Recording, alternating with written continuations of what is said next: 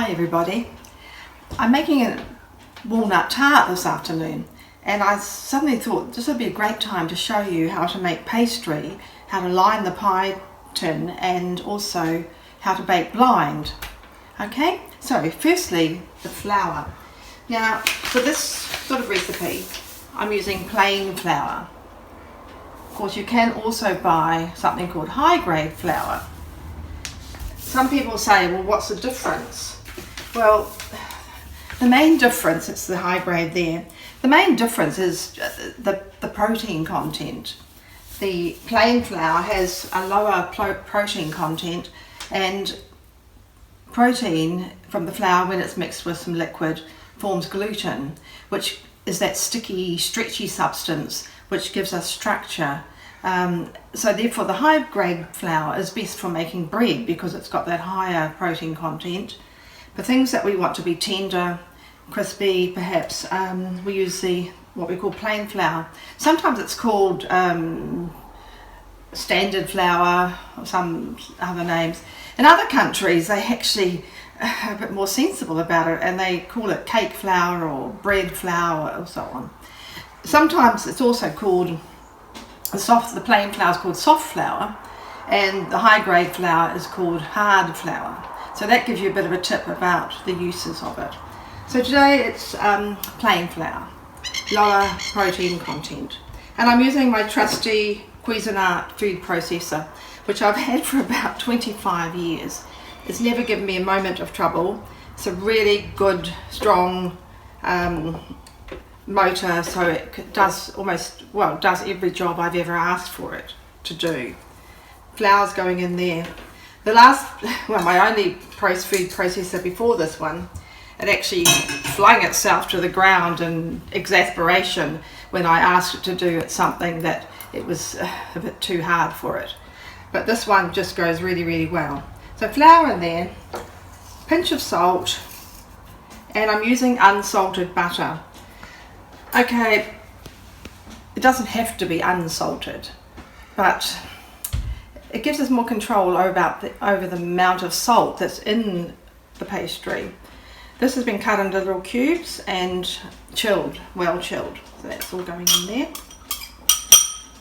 New Zealanders are pretty used to using salted butter, so really we're probably used to that slightly salty flavour. Okay, your butter is blended. You don't want any big chunks for this sort of pastry. You want it pretty well blended. So I'm just checking that, and it looks pretty good. So then I'm going to add some water. 3 to 4 tablespoons for this amount, but don't add it all at once, because with that gluten, the more liquid you put in with your pastry, the more it's going to be activated and it's going to give it that tough, stretchy, chewy kind of texture that we don't want in this pastry. So turn your processor on, chilled water from the fridge, and just a tablespoon at a time. So a couple to start with and see how it goes. Generally when it's starting to clump together, you'll hear a different sound and you'll know that the pastry mixture is coming together. I can see that it's starting to add a little bit. So just perhaps half of that at the moment. Can you hear the difference in the sound? Starting to, as you can see, come a little bit. Actually that feels pretty good because it's all holding together. You don't want it to be too dry, because then when you roll it out it's going to be a bit crumbly and so on. We're going to chill it now for about half an hour. The reason for that is that in this mixing, some of those gluten strands may have been developed and become a little bit stretchy and been stretched, and so the chilling is going to allow those gluten strands to relax again. If you don't do that, then we're going to have trouble when the pastry's cooked, because it's going to shrink, being stretched out, and then when it cooks it shrinks back again. Okay, so I've rolled my pastry out. One of the things you'll find if you bring it straight from the fridge and start to try rolling it out, because it's quite cold, it starts to crack around the edges a little bit. So just take your time, pinch those edges back together again, and just gradually let it warm up a little bit so that you can roll it out more easily. Use a minimum amount of flour on your board or whatever you're using. I find these silicone sheets just fantastic for rolling out. You've got the sizes there as well. And the minimum amount of flour on your rolling pin. My treasured rolling pin that used to belong to my grandmother. Okay, flan tin. This one I've had for a pretty long time, about as long as I've had my food processor probably. It's a good quality one, heavy, it doesn't buckle, and you can tell that the base is pretty solid. It's a thick metal, it's not going to bend or go out of shape. Looks a little bit battered, but I have used it a lot.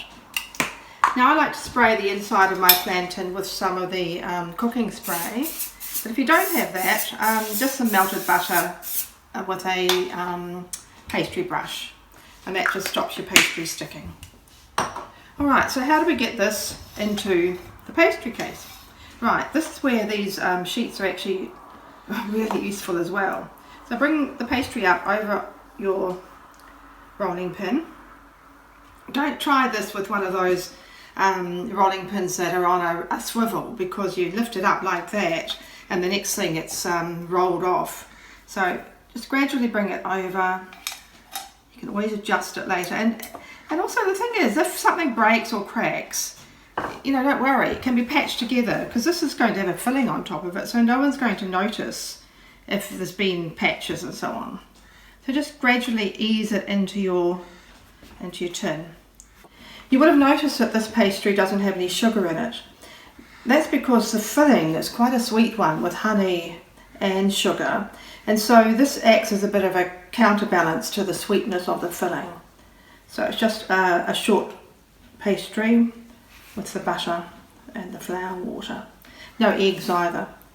So pressing it right round like that, you can see I've got it right into the edges, and then I'm just going to trim that on the edge like so. Keep these little bits, don't throw them away straight away, because sometimes when you bake the shell you might get a little hole or a crack in the bottom, and you can use that then to patch it. So just trim like that.